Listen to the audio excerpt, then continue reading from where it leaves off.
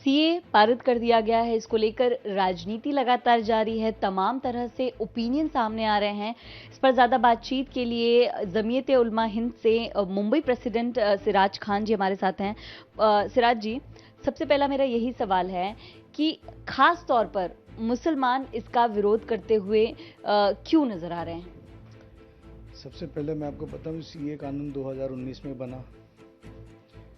Lok Sabha, Rajya Sabha, president ने sign वगैरह सब कर दी, ये बिल पास हो गया। इम्प्लीमेंटेशन के लिए इतनी देरी क्यों?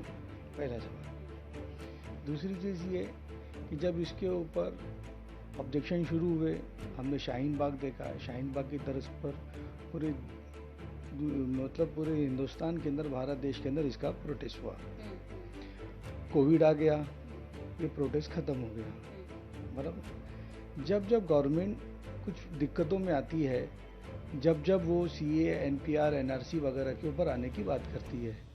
फॉर एग्जांपल, कल सुप्रीम कोर्ट ने एक ऑर्डर किया कि एसबीआई जो है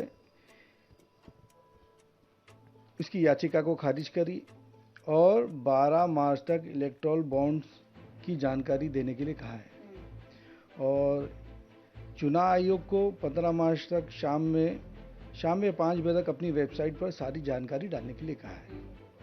तो आप एक चीज़ ये समझ के चलिए कि ये सारे मामला जो होते हैं, पोलराइजेशन ऑफ वोट है, हिंदू मुसलमानों को अलग करने का काम है, और दूसरा कुछ नहीं है।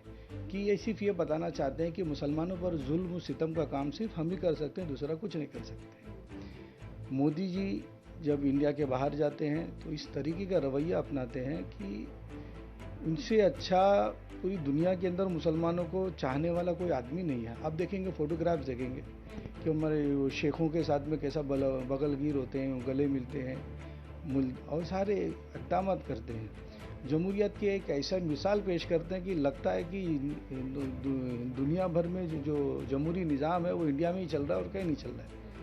लेकिन जब वो वापस इंडिया आते हैं और जितना माइनॉरिटीज़ के ऊपर जुल्म होता है, मोदी जी उसके ऊपर एक लफ्ज़ नहीं कहते हैं, एक मीडिया बाइट नहीं देते और कुछ भी नहीं करते, एकदम शांति के साथ में रहते हैं। कल जब सुप्रीम कोर्ट का ये ऑर्डर आया, ऑर्डर आने के बाद में अमित शाह जी ने सीए को इम्प्लीमेंट कर दिया। सीए को इम्प्लीमेंट करने के बाद में आपने देखा कि क्या क्या माहौल और क्या क्या हो रहा है। अब रमज़ान का महीना, माह सयाम का महीना शुरू हुआ है। मुसलमान समाज के सारे लोग अल्लाह को मनाने के अंदर लगेंगे। इन्होंने ये इम्प्लीमेंटेशन किया है कि कोई भी प्रोटेस्ट करने का इनको कोई मौका ना मिले और कोई कुछ कर ना सके। अरे भाई, जब गवर्नमेंट ऑफ इंडिया ने एक एडवाइजरी ऑलरेडी पहले से ही है कि जो भी पाकिस्तान है, बांग्लादेश है, बर्मा है, अफ़गानिस्तान है, वहाँ के जो गैर मुस्लिम भाई आते हैं वो एक एप्लीकेशन करते हैं। एप्लीकेशन देने के बाद भी उनको वहाँ की हिंदुस्तानी शरीयत मिल जाती है। तो आखिर एक हिंदू मुसलमानों को भेद करने के बाद में ये सीए कानून को नाफिज करने की आखिर ऐसी क्या वजह बनी, ये तो मोदी गवर्नमेंट बता सकती है। उन्होंने अपने मंशूर के अंदर लिखा था हम सीए नाफिज करेंगे, मतलब एक बताने की उनकी वो है कि भाई हमने सीए बोला था, जो बोला वो किया, वो ये बताने की सूरत है। मुझे जो समझ में आती है, ये हिंदू डिवीजन ऑफ वोट करना चाहते हैं कि मुसलमान एक तरफ हो जाए, हिंदू एक तरफ हो जाए और 2024 के अंदर हम सुकून के साथ में बैठ जाए। लेकिन मैं समझता हूँ ये कि ये 2024 में बैठ नहीं पा रहे हैं, इस वजह से ये सारे इक़दाम वो अपने करते रहते हैं। और या तो ये सुप्रीम कोर्ट के ऑर्डर आने के बाद उन्होंने ये काम कर दिया, या जब राहुल गांधी अपनी वो न्याय यात्रा और जो भी चलाते हैं, भारत जोड़ो यात्रा, मैं तो कांग्रेसी हूँ नहीं, इसलिए कुछ ज़्यादा नॉलेज नहीं उसके बारे में। जब वो यात्रा चलाते हैं, उनको लगता है कि पब्लिक का समर्थन उनके पास जा रहा है, तो वो ये सब काम करते हैं। महाराष्ट्र के अंदर भी बिल्कुल इसी तर्ज पर काम हो रहा है कि जब उद्धव ठाकरे और महाविकास आघाड़ी सरकार अपना मूवमेंट लेती है, जब पब्लिक की गैदरिंग देखते हैं, ये लोग परेशान होते हैं। अभी अमित शाह जी कुछ दिन पहले आगे गए बॉम्बे के अंदर, और वो अपने सीटों के शेयरिंग को लेके सहमति नहीं बना पाए। इसका रीज़न ये बनता है कि कहीं ना कहीं ये 2024 के अंदर बहुत डैमेज हो रहे हैं और ये हिंदू मुस्लिम कर ही इस सत्ता को फिर से हासिल करने की कोशिश करते हैं। मेरा सवाल आपसे ये है कि दिक्कत क्या है सीए से मुसलमानों को? मुसलमानों को दिक्कत यही है कि जब ये कानून ऑलरेडी बना हुआ है तो हिंदू मुस्लिम करके आप क्यों ये भेदभाव पैदा करना चाह रहे हैं? ये काम जो आप कर रहे हैं, इस काम की वजह से एंटी कॉन्स्टिट्यूशन हो गया ये। सीए ग्रेव इनजस्टिस टू मुस्लिम, दलित और पुअर पीपल।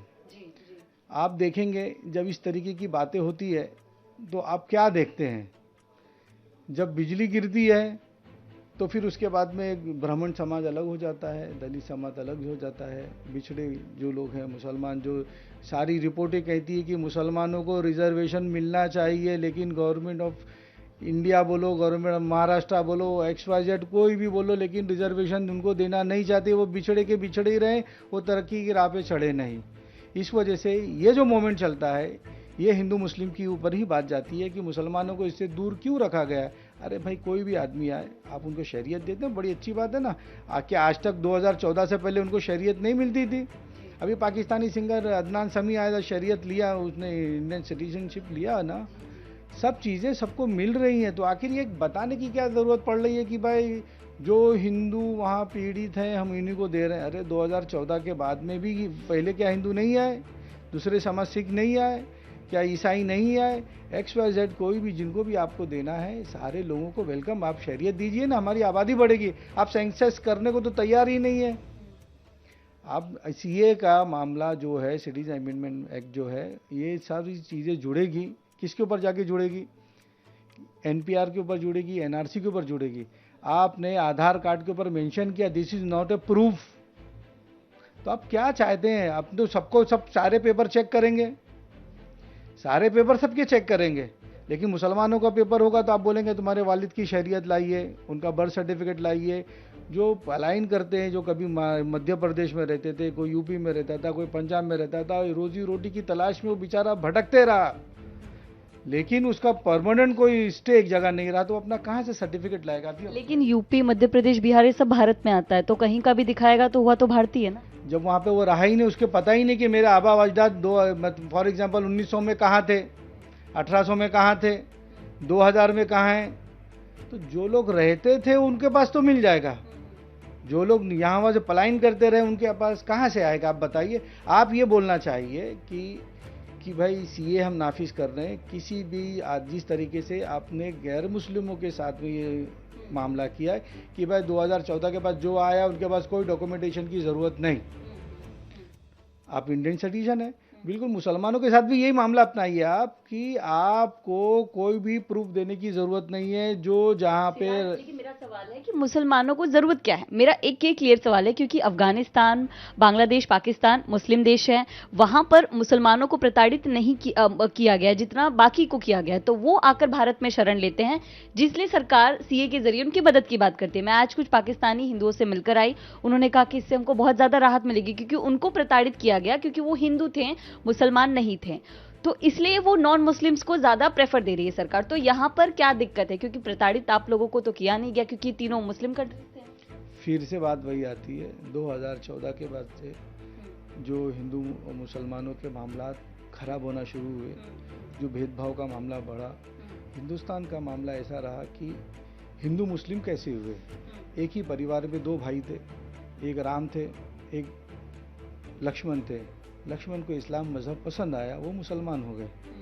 ठीक है, जो लक्ष्मण मुसलमान हुए, दोनों भाई की गंगा जमनी तहजीब ही रही ना। इसको मैं इस तरीके से देखता हूँ कि दोनों भाई एक ही खानदान के, एक वंशज थे, एक हिंदू हो गया, एक मुसलमान हो गया, बराबर। ये तो एक साथ रहे, खाए पिए, सब कुछ हुए, मतलब मजहब की बुनियाद पर उनको लगा कि ये ठीक है, उन्होंने वो अपनाया, बराबर।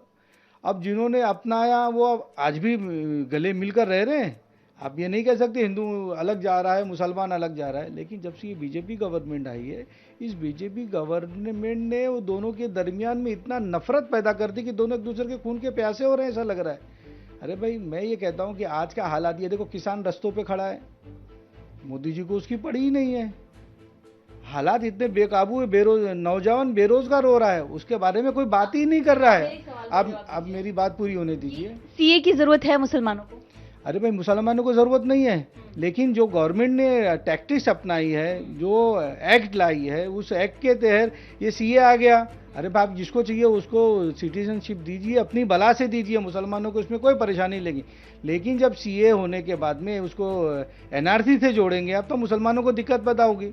अभी सुप्रीम कोर्ट के गाइडेंस के अंदर आसाम और बंगाल के अंदर NRC हुआ।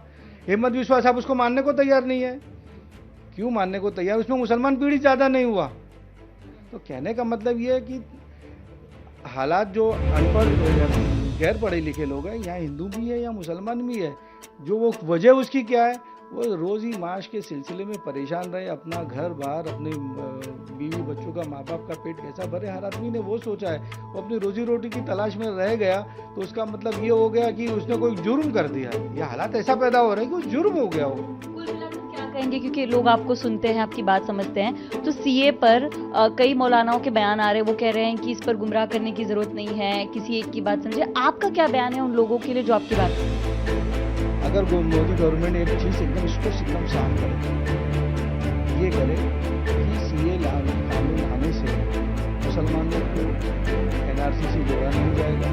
मुसलमानों के पास जो डॉक्यूमेंट है वो 100% है, उसके अंदर कोई भी अगर वो अपना एक प्रूफ देता है उसको मान्यता मिलेगी, तो कोई परेशानी नहीं है। आप सेंसस कराने को तैयार नहीं है और सीए नाफिज करने के लिए इतना खेड़ा खड़ा कर रहे हैं कि ऐसा लग रहा है कि देश का बहुत बड़ा काम हो रहा है। अरे भाई, ये चीज़ पहली बार नहीं हो रही है क्या? 2014 से पहले हिंदू शरीयत किसी को मिली नहीं, इंडियन सिटी शरीयत किसी को मिली नहीं, किसी हिंदू को शरीयत मिली नहीं, सब लोगों को सब चीज़ मिलती थी। यह पोलराइजेशन अफोर्ड करने के लिए ये इस तरीके का रोल मोदी गवर्नमेंट जी अपना रहे हैं। सिराज साफ तौर पर कह रहे हैं कि चुनाव के मद्देनजर मुद्दे उठाए जा रहे हैं, जरूरत है कि कुछ चीजों को आधिकारिक तौर पर समझा जाए और कहीं ना कहीं बहुत सारे मुद्दों पर राहत दी जाए। कैमरा पर्सन देवेंद्र दयालकर के साथ मैं प्रसाद दुबे, इंडिया टीवी मुंबई।